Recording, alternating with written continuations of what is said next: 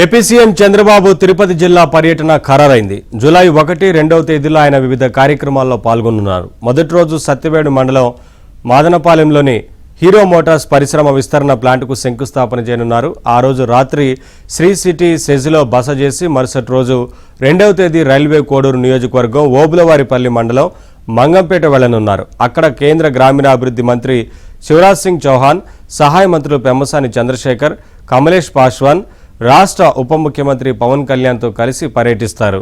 VBG Ramji పథకాన్ని జాతీయ స్థాయిలో ఇక్కడే ప్రారంభించనున్నారు. ఈ సందర్భంగా అక్కడ ఏర్పాటు చేసే బహిరంగ సభలో పాల్గొంటారు. ఈ ప్రతిష్టాత్మక కార్యక్రమాన్ని విజయవంతం చేసేందుకు జిల్లా యంత్రాంగం భారీగా ఏర్పాట్లు చేపట్టింది.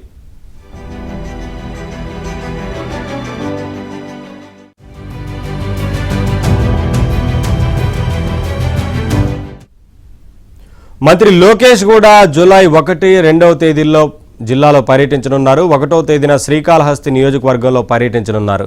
నియోజకవర్గ పరిధిలోని రేణిగుంట మండలం యలమండం పంచాయతీ కొత్తపాలెం వద్ద టీడీపీ శ్రేణులతో సమావేశం కానున్నారు. రాత్రికి తిరుమల చేరుకుని అక్కడే బస చేస్తారు. 2వ తేదీ ఉదయం శ్రీవారిని దర్శించుకుంటారు. అక్కడి నుంచి శ్రీ సిటీ చేరుకొని ప్రతిష్టాత్మక శ్రీ సిటీ ఇంటర్నేషనల్ యూనివర్సిటీ ప్రారంభోత్సవ కార్యక్రమంలో పాల్గొని అమరావతికి తిరుగు పయనమవుతారు.